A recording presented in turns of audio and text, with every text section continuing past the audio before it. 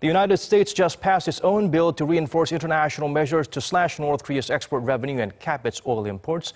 Congress named these sanctions after the American college student who was held captive in the regime that died after returning home in a coma. Jung-hwan explains to us what Otto Warmbier Act will do to put added financial pressure on the rogue state. The U.S. House of Representatives passed a bill further tightening sanctions on North Korea.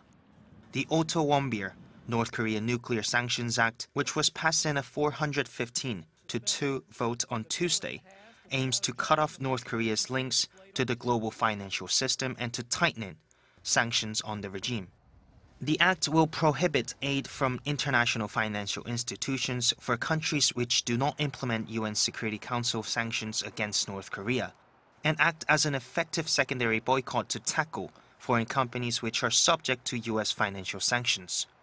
It will also punish foreign banks that deal with North Korean laborers, more than 50,000 of whom have been sent abroad to amass hard currency for Pyongyang. This could take a serious blow to the regime once it gets a green light from the Senate, as it is seen to target Chinese companies and banks doing business with the regime, meaning it will have a serious and a direct effect on the regime. It also reflects Washington's efforts bring more attention to the issue of the North Korea's clear human rights violations. And all this coming on top of the already existing UN Security Council sanctions resolutions that aims to cut the regime's $3 billion annual export revenue by a third and cap its imports of oil.